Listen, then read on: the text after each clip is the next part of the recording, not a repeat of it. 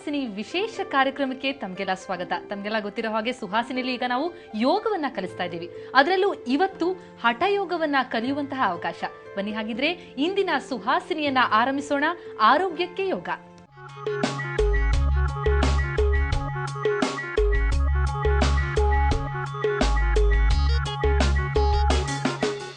ಸುಹಾಸಿನಿಯಲ್ಲಿ ಆರೋಗ್ಯಕ್ಕೆ ಯೋಗ ಅಂತ ಯೋಗ ಸೀರೀಸ್ ಆರಂಭಿಸಿದೀವಿ. ಅದರಲ್ಲಿ ಇವತ್ತು ಹಠಯೋಗವನ್ನ ಕಲಿಯುವಂತಹ ಅವಕಾಶ. ಇದನ್ನ ಕಲಿಸ್ಲಿಕ್ಕೆ ಅಂತಲೇ ಯೋಗ ಇನ್ಸ್ಟ್ರಕ್ಟರ್ ಆದಂತಹ ಪ್ರಶಾಂತ್ ಅವರು ನಮ್ಮೊಂದಿಗೆ ಸ್ಟುಡಿಯೋದಲ್ಲಿದ್ದಾರೆ. ಪ್ರಶಾಂತ್ ಅವರೇ, ತಮಗೆ ಕಾರ್ಯಕ್ರಮಕ್ಕೆ ಸ್ವಾಗತ. ಓಕೆ ಹಾಗಿದ್ರೆ ಒಂದಾದ್ಮೇಲೆ ಒಂದು ಇವಾಗ ಹಠಯೋಗದಲ್ಲಿ ಆಸನಗಳನ್ನ ಕಲಿಯುವಂತಹ ಅವಕಾಶ. ಮೊದಲಿಗೆ ಹೇಗೆ ಆರಂಭ ಮಾಡೋದು? ನಾವು ಓಂ ಚಾಂಟಿಂಗ್ ಮೂಲಕ ಆರಂಭಿಸೋಣ. ಈಗ ನಾವು ಯಾವ್ದಾದ್ರು ಒಂದು ಆಸನ, ಸುಖಾಸನದಲ್ಲಿ ಹೀಗೆ ಕೂತ್ಕೊಂಡು ಬೆನ್ನುಹುರಿನ ನೇರವಾಗಿ ಇಟ್ಕೊಂಡು ಭುಜಗಳು ಕುಸ್ತಿರಬೇಕು. ಹಸ್ತಗಳಲ್ಲಿ ಚಿನ್ಮುದ್ರ. ಹೀಗೆ ಕಣ್ಣನ್ನು ನಿಧಾನವಾಗಿ ಮುಚ್ಚಿ ಶ್ವಾಸವನ್ನು ದೀರ್ಘವಾಗಿ ತಗೊಂಡು ಶ್ವಾಸವನ್ನು ದೀರ್ಘವಾಗಿ ಬಿಡಬೇಕಾದ್ರೆ ಓಂ ಉಚ್ಚಾರಣೆ ಆದಷ್ಟು ಎಷ್ಟು ದೀರ್ಘವಾಗುತ್ತೋ ಅಷ್ಟು ದೀರ್ಘವಾಗಿ ಹೇಳಬೇಕಾಗುತ್ತೆ. ಶ್ವಾಸವನ್ನು ದೀರ್ಘವಾಗಿ ತಗೊಳ್ಳಿ. ಶ್ವಾಸವನ್ನು ಬಿಡ್ತಾ ಓಂ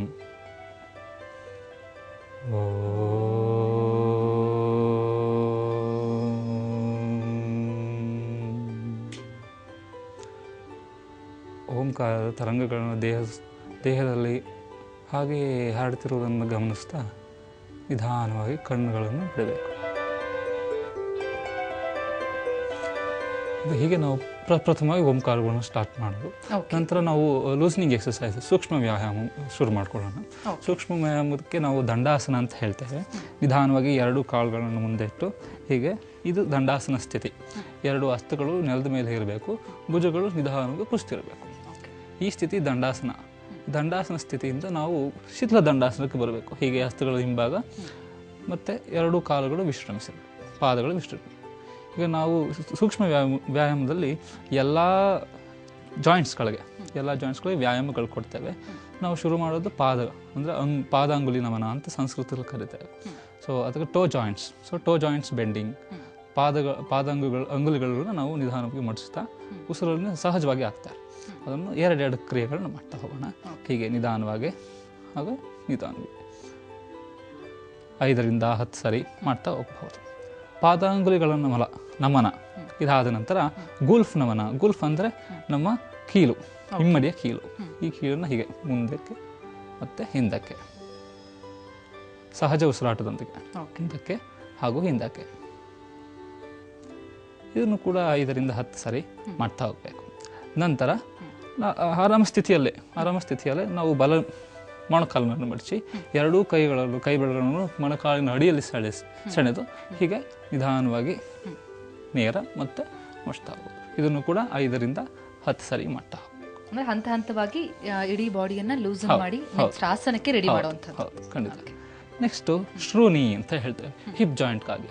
ಇದಕ್ಕಾಗಿ ಮೊಣಕಾಲನ್ನು ಮಡಚಿ ಪಾದದ ಮೇಲ್ಭಾಗವನ್ನು, ಬಲಗೈನ ಪಾದದ ಮೇಲ್ಭಾಗವನ್ನು ಎಡತೊಡೆಯ ಮೇಲ್ಭಾಗಕ್ಕೆ ಇರಿಸಿ ಹೀಗೆ ಎಡ ಹಸ್ತನ ಕಾಲು ಬೆರಳುಗಳಿಗೆ ಸಪೋರ್ಟ್ ಮಾಡಿಕೊಂಡು ಹೀಗೆ ಹಸ್ತದ ಮೂಲಕ, ಬಲ ಹಸ್ತದ ಮೂಲಕ ತೊಡೆಯನ್ನು ನೆಲಕ್ಕೆ ಮುಟ್ಟಬೇಕು.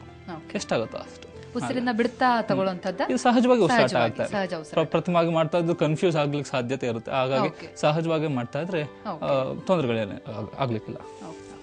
ಎಡಗಾಲಿಗೂ ಕೂಡ.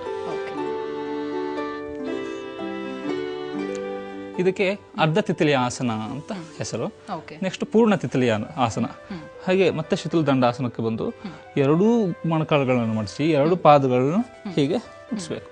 ಮುಡಿಸಿ ಎರಡು ಬೆರಳುಗಳಿಂದ ಇಟ್ಕೊಂಡು ಹಿಮ್ಮಡಿಯನ್ನೇ ಆದಷ್ಟು ನಮ್ಮ ಪೃಷ್ಠಗಳಿಗೆ ತಗೊಳ್ಬಾರ್ದು. ಈ ಬಟರ್ಫ್ಲೈ ಅಂತಾರಲ್ಲ, ಬಟರ್ಫ್ಲೈ ಪೋಸ್. ಹೀಗೆ ತಿಥಿಲಿ ಆಸನ ಅಥವಾ ಪೂರ್ಣ ತಿಥಿಲಿ ಆಸನ. ಇದನ್ನು ಕೂಡ ತುಂಬ ಫ್ಲೆಕ್ಸಿಬಿಲಿಟಿ ಹೆಚ್ಚಾಗ್ತಾ ಹೋಗುತ್ತೆ. ನಾವು ಬದ್ಧಕೋನಾಸನ ಹಾಗೂ ಪದ್ಮಾಸನ ಹಾಕ್ಲಿಕ್ಕೆ ಅನುಕೂಲ. ಹೀಗೆ ಇದನ್ನು ಮಾಡಿದ ನಂತರ ಮತ್ತೆ ಸುಖಾಸನ ಬರೋದು. ಈಗ ನಮ್ಮ ಕಾಲುಗಳ ಜಾಯಿಂಟ್ಗಳಿಗೆ ಮೂವ್ಮೆಂಟ್ಸ್ ಕೊಟ್ಟಿದ್ದಾಯಿತು. ನಂತರ ನಮ್ಮ ಕೈಗಳಿಗೆ, ಈಗ ಕೈಗಳನ್ನು ಎರಡೂ ನೇರಗೊಳಿಸಿ ಎಲ್ಲ ಬೆರಳುಗಳಿಗೆ ಮೂವ್ಮೆಂಟ್ಸ್ ಎಷ್ಟಾಗುತ್ತೋ ಅಷ್ಟು ಸ್ಟ್ರೆಚ್ ಮಾಡ್ತಾ ಹಾಗೆ ಬೆಂಡ್ ಮಾಡ್ಕೋಬೇಕು. ಮುಷ್ಟಿಯನ್ನು ಹಿಡಿಬೇಕು. ಹಾಗೆ 2 ರಿಂದ 5, 5 ರಿಂದ 10 ನಿಧಾನವಾಗಿ ಮಾಡ್ತಾ. ಈ ರೀತಿ ಆದ ನಂತರ ನೆಕ್ಸ್ಟ್ ಹೀಗೆ ಮಣಿಬಂಧ. ಇದಕ್ಕೆ ಮಣಿಬಂಧ ನಮನ. ಮೇಲೆ ಮತ್ತೆ ಕೆಳಗೆ ಉಸಿರು ಸಹಜವಾಗಿ ಆಗ್ತಾ ಇರಲಿ. ನಂತರ ಹಸ್ತವ ಮೇಲ್ಮುಖವಾಗಿ ಮಾಡಿ ನೆಕ್ಸ್ಟು ಮೊಣಕೈಗೆ ಹೀಗೆ ಎಷ್ಟಾಗುತ್ತೋ ಅಷ್ಟು ಆದ ಮೊಣಕೈದು ಆದ ನಂತರ ನೆಕ್ಸ್ಟು ನಮ್ಮ ಭುಜಗಳಿಗೆ ಹೀಗೆ ಭುಜನ ಎಷ್ಟಾಗುತ್ತೆ ಅದಷ್ಟು ತುಂಬ ದೊಡ್ಡದಾಗಿ ಮೂರು ರೌಂಡ್ ಮುಂದೆ ಮತ್ತೆ 3 ರೌಂಡ್ ಹಿಂದೆ ನೆಕ್ಸ್ಟ್ ಕೀಲು ನಮ್ಮ ಕುತ್ತಿಗೆಯ. ಸೊ ಈ ಕೀಲುಗಳಿಗೆ 4 ಮೂವ್ಮೆಂಟ್ಸ್ ಇರುತ್ತೆ. ಆ 4 ಮೂವ್ಮೆಂಟ್ಸ್ ಮೊದಲನೇದು ಮೇಲೆ ಮತ್ತು ಕೆಳಗೆ. ಹಾಗೆ ನಿಧಾನವಾಗಿ ಸಾವಕಾಶ ಉಸಿರು ಹೇಳ್ಕೊಳ್ತಾ ಮೇಲೆ, ಉಸಿರು ಬಿಡ್ತಾ ಕೆಳಗೆ. ಬೆನ್ನು ಹುರಿ ನೇರವಾಗಿರ್ಬೇಕು. ಉಸಿರು ಹೇಳ್ಕೊಳ್ತಾ ಮೇಲೆ, ಉಸಿರು ಬಿಡ್ತಾ ಕೆಳಗೆ. ಹೀಗೆ 2 ರೌಂಡ್ ಆದ ನಂತರ ನೇರವಾಗಿ ನೋಡ್ತಾ ಮತ್ತೆ ಬಲಕ್ಕೂ ಎಡಕ್ಕೂ. ಇಲ್ಲಿ ಭುಜಗಳು ಮೂವ್ ಆಗಬಾರ್ದು, ಭುಜಗಳು ಆರಾಮಾಗಿ ಕುಸ್ತಿರ್ಲಿ. ಹೀಗೆ ಎಡಕ್ಕೂ ಹಾಗೂ ಬಲಕ್ಕೂ. ಅದಾದ ನಂತರ ಮತ್ತೆ ಹೀಗೆ ಇಲ್ಲಿ ನಾವು ಸ್ಟ್ರೆಚ್ ಅನ್ನು ಕಾಣಬಹುದು. ಯಾವಾಗ ನಾವು ಹೀಗೆ ಬೆಂಡ್ ಮಾಡ್ತೀವೋ, ಕಿವಿ ಭುಜದ ಹತ್ರ ಬರ್ತಿದೆಯೇನೋ, ಕಿವಿ ಭುಜ ಮುಟ್ತಾ ಇದ್ದೀಯೇನೋ ಅನ್ನೋ ಕಲ್ಪನೆ. ಆಗ ಈ ಸ್ಟ್ರೆಚ್ನ ನಾವು ಗಮನಿಸ್ತಾ ಹೋಗ್ತೀವಿ. ಹೀಗೆ ಎಡಕ್ಕೂ ಮತ್ತು ಬಲಕ್ಕೂ. ಇದಾದ ನಂತರ ನಾವು ಸೂರ್ಯ ನಮಸ್ಕಾರ ಮೂಲಕ ನಾವು ಹಠಯೋಗನ ಶುರು ಮಾಡ್ತೀವಿ. ಸೂರ್ಯ ನಮಸ್ಕಾರಕ್ಕೆ ನಮ್ಮ ಸ್ಥಿತಿ ಬಂದು ಇದಕ್ಕೆ ತಾಡಾಸನ ಅಂತ ಹೇಳ್ತೇವೆ. ತಾಡಾಸನದಲ್ಲಿ ಭುಜ ಕುಸ್ತಿರಬೇಕು, ನೇರವಾಗಿ ನೋಡ್ತಾ 2 ಹಸ್ತ ನಮಸ್ಕಾರ ಸ್ಥಿತಿ, ಎದೆಯ ಎದುರಿಗೆ. ಹೀಗೆ ಉಸಿರಾಡ್ತಾ ದೀರ್ಘವಾದಂತಹ ಶ್ವಾಸವನ್ನು ತಗೊಳ್ತಾ 2 ಹಸ್ತಗಳು ಹೀಗೆ ಮೇಲೆ ಎತ್ತಿ ಉಸಿರು ಮತ್ತೆ ಧೀರವಾಗಿ ಎಳಿತಾನೆ ಶ್ವಾಸವನ್ನು ತಗೊಳ್ತಾನೆ. ಹಿಂದೆ ಎಷ್ಟಾಗುತ್ತೋ ಅಷ್ಟು ಬಾಗಬೇಕು, ಎಷ್ಟಾಗುತ್ತೋ ಹಾಗೆ ಉಸಿರು ಬಿಡ್ತಾ ಪಾದಹಸ್ತಾಸನ ಮುಂದೆ ನೋಡ್ತಾ ಹಾಗೆ ಪಾದಹಸ್ತಾಸನ.